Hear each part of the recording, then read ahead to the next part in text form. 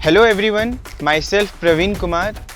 I have secured All India Rank 7 in Civil Service Examination 2020. इस video में मैं ये डिस्कस करने वाला हूँ कि किस तरीके से करंट अफेयर को अच्छे तरीके से कवर कर सकते हैं सिविल सर्विस के लिए. To talk a little bit more about myself, I have done my graduation from Civil Engineering from IIT Kanpur. Thereafter, I secured All India Rank 5 in GATE 2018 as well as All India Rank 3 in Engineering Service 2018. Further, my optional in this exam was Civil Engineering. Now, I will tell one thing that there are several good educators in Unacademy platform. For example, Abhishek Saraf sir, Avdesh Singh sir, Mrunal sir. You can refer to those videos also. Now, talking a little bit overview about this video. इस video में मैं ये discuss करने वाला हूँ कि मेरा sources क्या था करंट अफेयर के लिए. सेकंड थिंग, किस तरीके से हम हिंदू न्यूज़पेपर को सही तरीके से कवर कर सकते हैं. फर्दर, जो मंथली मैगजीन है एज वेल एज जो ईयरली कंपाइलेशन है उसको किस तरीके से हम यूटिलाइज कर सकते हैं. Now the first point, sources मेरा करंट अफेयर के लिए द हिंदू न्यूज़पेपर था. फर्दर मैं हर एक दिन शाम को द एनालिसिस वीडियोस भी देखता था द हिंदू के, जो 30 to 35 मिनट्स का अपलोड होता है यूट्यूब पे by various YouTube channels. Further मैं मंथली मैगजीन और जो ईयरली कंपाइलेशन आता था उसे भी रेफर करता था, उसके शॉर्ट नोट्स बनाते थे और कुछ टॉपिक को मैं गूगल सर्च के थ्रू भी कवर किया.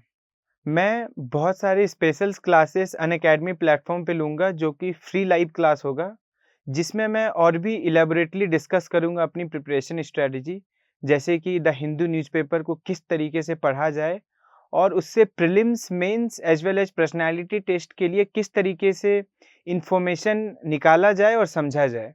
फर्दर मैं ऑल्सो डिस्कस करूँगा कि how to write answers effectively और किस तरीके से आप अच्छे से याद करें जो भी आपने नोट्स बना रखे हैं.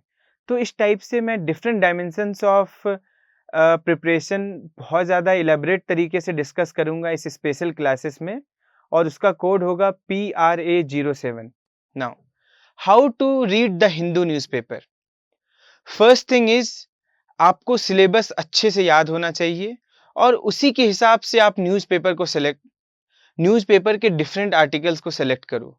आप रिलेट करो कि क्या ये हमारे सिलेबस से रिलेट हो रहा है या नहीं. नेक्स्ट थिंग इज, शुरुआत में आप काफ़ी टाइम दो द हिंदू न्यूज़पेपर पे. इससे क्या होगा कि धीरे धीरे over the period of time, जहां शुरुआत में आपको 3 घंटे लगते थे, वो अब आपको 1.5 घंटे और लेस देन 1 घंटे में भी कंप्लीट हो सकता है. लेकिन ये तभी हो पाएगा जब आप शुरुआत में सही तरीके से टाइम दे के आप समझ पाएँ कि कैसे यूपीएससी के सिलेबस से रिलेट करते हुए मुझे द हिंदू न्यूज़पेपर पढ़ना है. अगेन, इस चीज़ में मुझे बहुत हेल्प मिला द एनालिसिस, द हिंदू के वेरियस एनालिसिस वीडियोस से, जो मैं डेली देखता था. थर्ड थिंग, आप सिर्फ ऐसे मत ध्यान दीजिए कि मुझे एडिटोरियल्स पढ़ने हैं, बल्कि हर एक पेज पे वेरियस न्यूज़ सोर्सेज को देखिए, वेरियस आर्टिकल्स को देखिए और जो भी सिलेबस से रिलेट हो रहा है उसे पढ़िए. क्योंकि काफ़ी टाइम होता है कि एडिटोरियल से अच्छे आर्टिकल्स जो हमारे सिविल सर्विस एग्जामिनेशन के लिए बहुत रिलेवेंट हैं, वो बीच के अलग अलग डिफरेंट पेजेस में आते हैं और काफ़ी सॉल्यूशंस भी मिलता है उसमें. इसलिए मैं कहूँगा कि हर एक आर्टिकल्स पे जाइए और देखिए ये यूपीएससी सिलेबस से रिलेटेड है या नहीं.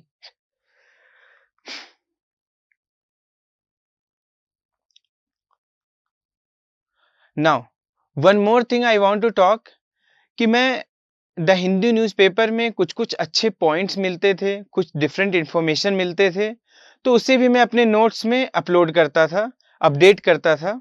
जो मैं ऑलरेडी शॉर्ट नोट्स बना रखा हूँ अपने वेरियस वैल्यू एडिशन मटेरियल से और monthly as well as yearly compilation से. उसमें मैं कुछ भी एक्स्ट्रा इन्फॉर्मेशन दिखे द हिंदू में या कुछ अच्छे आर्टिकल्स दिखे या कुछ अच्छे रिकमेंडेशंस दिखे, तो वो मैं अपडेट कर देता था उसी जगह पे जाके. अब मैं आज के न्यूज़पेपर से मैंने 2-3 आर्टिकल्स उठाए हैं, उसे मैं थोड़ा डिस्कस करना चाहूँगा कि किस तरीके से मैं यूटिलाइज़ करता था.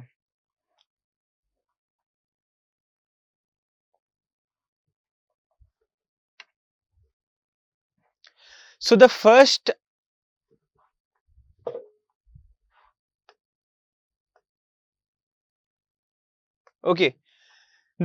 news article that I want to discuss is misinformation, hate speech in Facebook. So this is a very important aspect of our syllabus, that is how social network as well as social media is creating various kind of internal security as well as cyber security risk. तो आप लोग जैसा जानते हैं कि Facebook के through बहुत ज़्यादा मिस इन्फॉर्मेशन और हेट स्पीच फैलाया जा रहा है, जिसकी वजह से बहुत ज़्यादा र्यूमर्स होते हैं और उसकी वजह से मॉब लिंचिंग भी हुए हैं, एज वेल एज हमारे democracy as well as elections के लिए काफ़ी ज़्यादा प्रॉब्लम्स क्रिएट हो रहा है। तो मैं ये देखता था कि okay, this article is related to this portion of the syllabus. Then मैं ये सोचता था कि what is misinformation as well as hate speech, और इस तरीके से मैं एक एनालिसिस कर लेता था कि okay, this is the meaning of misinformation and hate speech.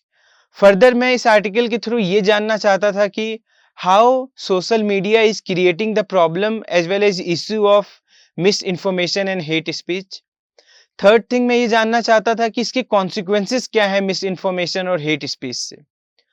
Fourth thing मैं ये जानना चाहता था कि how the platform, the multinational companies can take various steps to stop this menace of misinformation as well as hate speech through the use of social media। तो इस तरीके से मैं एक फ्रेमवर्क अपने दिमाग में क्रिएट करता था और उसके अकॉर्डिंग आर्टिकल से मैं इंफॉर्मेशन गेन करता था। फॉर एग्जाम्पल, यदि देखिएगा आप,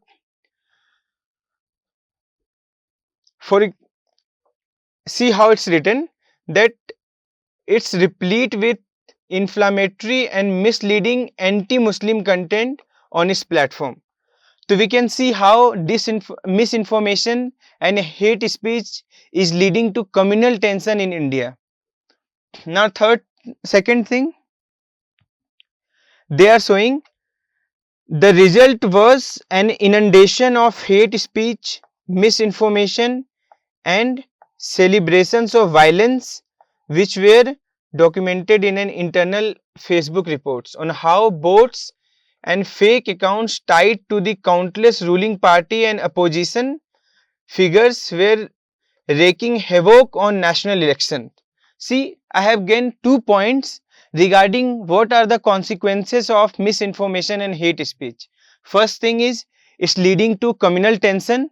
Second thing is it's saying how it's creating the problem in national elections. Now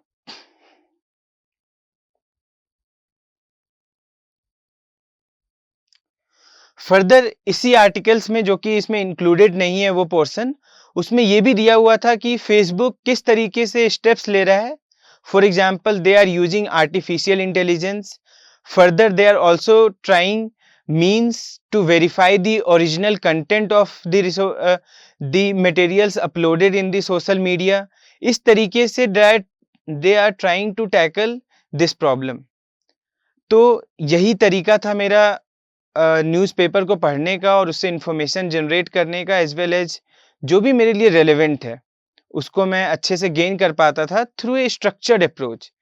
और आप अपने दिमाग में एक स्ट्रक्चर बनाइएगा सिलेबस से रिलेट करते हुए, then only you can basically extract information from the Hindu newspaper. Otherwise ये होता है कि आप काउंटलेस फालतू के इंफॉर्मेशन होते हैं और उसमें आप पढ़ के अपना टाइम जाया करते हैं। एक और आर्टिकल में डिस्कस करना चाहूंगा, restless mountains shattered lives. So basically they are saying कि किस तरीके से हमारा जो फ्रेजाइल माउंटेनियस इकोसिस्टम है उसकी वजह से बहुत सारे डिजास्टर्स हो रहे हैं और लोगों का life as well as livelihood और वेरियस सारे प्रॉपर्टीज डिस्ट्रॉय हो रहे हैं। तो they are saying flash floods and back to back landslips in Kerala bring into focus once again the fragile ecosystem of the mountain chain that runs almost parallel to India's western coast. तो first thing, through prelims के लिए मैं जान सकता हूं कि western घाट कहाँ पे लाई करता है। मैं ये करता था कि जब भी न्यूज आर्टिकल्स पढ़ रहा हूँ कुछ भी प्लेसेस का मेंशन्ड है तो मैं उसे जाके मैप में देखता था। फॉर एग्जाम्पल यदि यहाँ वेस्टर्न घाट मेंशन है तो मैं मैप में देख लेता था कि वेस्टर्न घाट कहाँ से कहाँ तक रन कर रहा है, वेस्टर्न घाट में कौन कौन से रिवर्स हैं। जस्ट एक कर्सरी रीडिंग, इस तरीके से एक मैप का भी पोर्शन कंप्लीट हो गया, जो कि प्रीलिम्स का एक इंपॉर्टेंट पार्ट है। Now if you see in this article you will see Madhav Gadgil. तो बेसिकली एक गाडगिल कमेटी बनी थी वेस्टर्न घाट्स के एक्सप्लॉयटेशन के रिगार्डिंग कि किस तरीके से हम फ्रेजाइल माउंटेनियस इकोसिस्टम को बचा सकते हैं। तो this is a part for prelims. They have already asked कि गाडगिल एज वेल एज कस्तूरी रंगन कमेटी किससे रिलेटेड है। तो देखिए आपका एक प्रिपरेशन का फेज दैट इज प्रीलिम्स, उसका भी पोर्शन कंप्लीट हो गया। नाउ मैं बस एक कर्सरी रीडिंग लेता था और देखता था हाँ यहाँ कुछ इंपॉर्टेंट नहीं है। Now the Ghats are second only to the Eastern Himalayas as a treasure trove of biological diversity in the country. Again, we know कि वेस्टर्न घाट एक बायोडाइवर्सिटी हॉटस्पॉट रीजन है। तो इस तरीके से मैं अगेन रिवाइज कर लिया कि वो वेस्टर्न घाट्स एक बायोडाइवर्सिटी हॉटस्पॉट है। Then I use to recall कि बायोडाइवर्सिटी हॉटस्पॉट होता क्या है। एंड यदि मैं नहीं जानता हूँ बायोडाइवर्सिटी हॉटस्पॉट क्या है, तो जो मेरा ओरिजिनल सोर्स है, चूंकि मैंने इन्वायरमेंट कंप्लीट किया पीएमएफ आईएएस के बुक से, तो मैं डायरेक्टली वहीं पे जाता था और रेफर करता था कि भाई बायोडाइवर्सिटी हॉटस्पॉट क्या है, कौन कौन से डिफरेंट बायोडाइवर्सिटी हॉटस्पॉट हमारे इंडिया में है। तो इस तरीके से एक और पोर्शन मेरा इस न्यूज़पेपर आर्टिकल से कंप्लीट हो गया। फिर further western Ghats inscribe into UNESCO's world heritage site list in 2012 for its outstanding and universal value and for representing significant ongoing ecological and biological processes in the evolution and development of terrestrial, freshwater, coastal and marine ecosystems. तो ये जो आप part देख रहे हैं ये again आपके prelims का पार्ट है। दे कैन आस्क यू कि किस तरीके से UNESCO world heritage site declare करती है नेचुरल वर्ल्ड हेरिटेज साइट। तो उसका क्राइटेरिया ये है कि it has outstanding universal value and it represent significant ongoing ecological and biological processes. तो इस तरीके से एक और चीज कवर हो गया। नाउ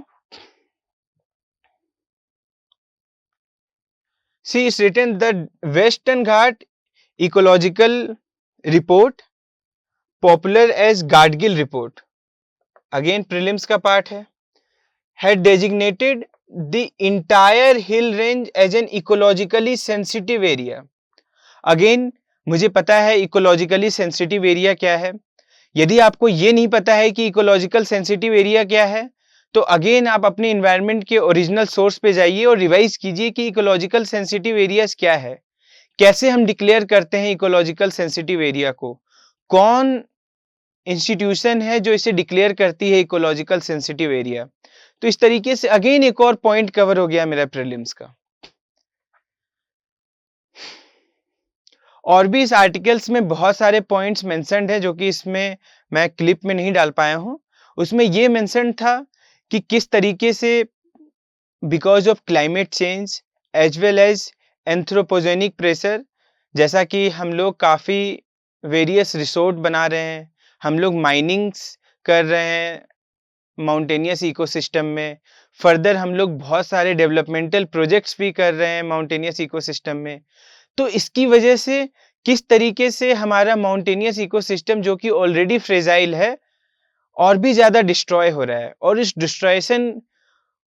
उस डिस्ट्रॉइंग की वजह से किस तरीके से ह्यूमंस के लाइफ को, उनके लाइवलीहुड को, एज वेल एज जो बिल्टअप इन्वायरमेंट है उससे लॉस हो रहा है।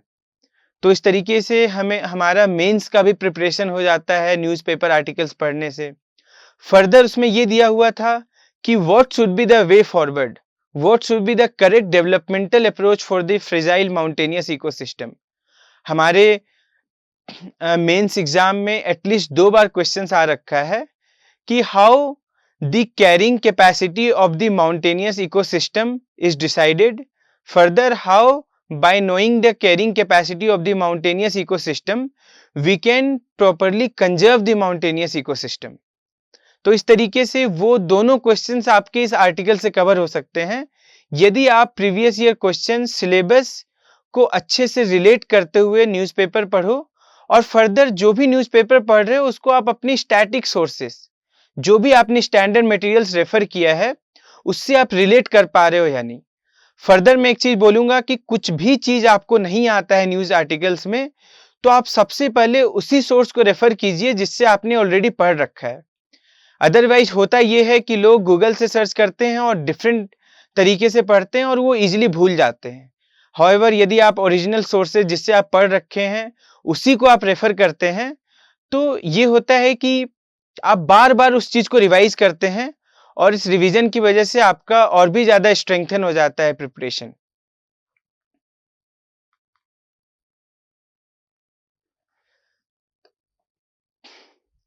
There is one more article that how Himachal's women farmers expand their horizons without hurting nature।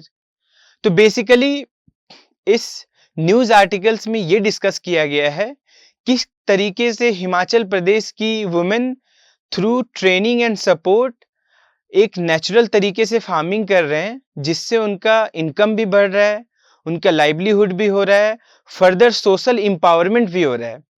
तो ये आर्टिकल से आप पढ़ने के बाद ये रियलाइज कीजिएगा कि आप ये जान पाइएगा कि what is natural farming. For example it's mentioned that Subhash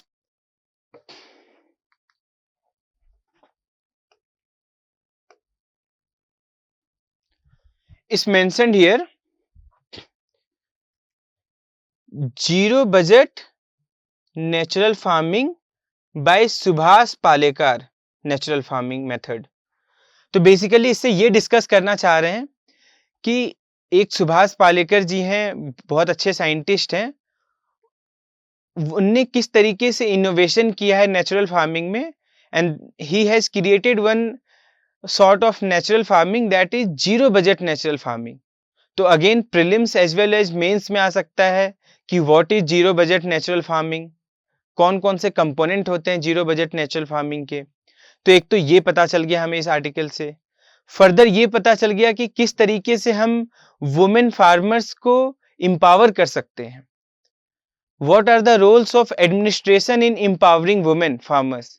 तो जैसा कि इस आर्टिकल में आप पढ़िएगा तो आपको रियलाइज होगा कि एडमिनिस्ट्रेशन ने ट्रेनिंग दिए उस वुमेन को, उनको ये बताया कि किस तरीके से हम नेचुरल फार्मिंग कर सकते हैं। फर्दर ये बताया गया है कि क्या क्या एडमिनिस्ट्रेशन ने सपोर्ट दिया वुमेन फार्मर्स को, लाइक रॉ मटेरियल्स के लिए आपको जो भी इनपुट्स चाहिए नेचुरल फार्मिंग के लिए तो गवर्नमेंट ने पैसे भी दिए और इनपुट सब्सिडाइज भी किया। फर्दर इससे ये पता चलेगा कि कैसे हम सोसाइटी में डेवलपमेंट ला सकते हैं।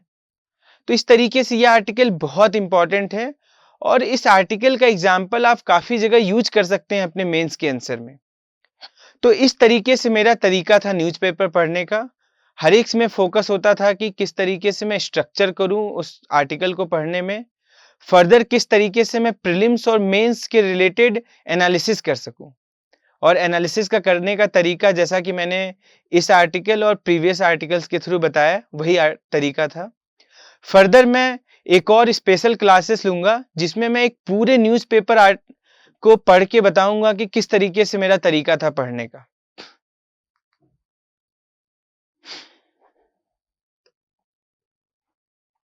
Now next part is how we can efficiently use the monthly magazines as well as yearly compilation।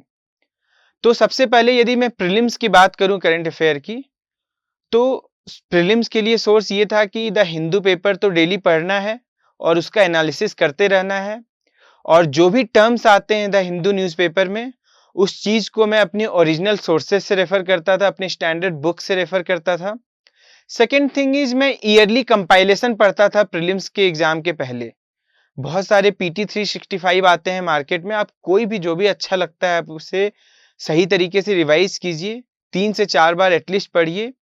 But मैं एक चीज सजेस्ट करना चाहूंगा कि प्रीलिम्स में यूपीएससी जो करंट अफेयर पूछती है वो काफ़ी ज़्यादा common sense based current affair होता है, थोड़ा कम इंफॉर्मेशन बेस्ड होता है, बल्कि वो बेसिक्स पे ज़्यादा फोकस करते हैं। इसलिए जब आप कंपाइलेशन पढ़ रहे हैं ईयरली, तो बहुत ज़्यादा याद करने पे फोकस मत कीजिए।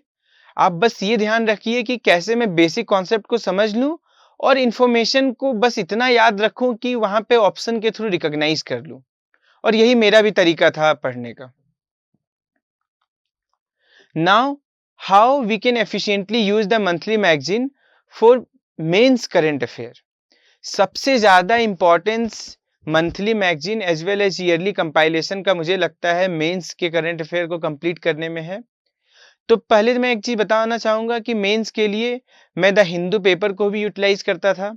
उसमें जो भी अच्छे-अच्छे एग्जाम्पल्स दिए हुए हैं, अच्छे-अच्छे सॉल्यूशंस दिए हुए हैं, या कुछ भी कमिटी का रिकमेंडेशन है, या कोई भी आर्टिकल से कुछ-कुछ अच्छे पॉइंट्स मुझे मिले, तो उस चीज़ को मैं अपने शॉर्ट नोट्स में अपडेट कर देता था।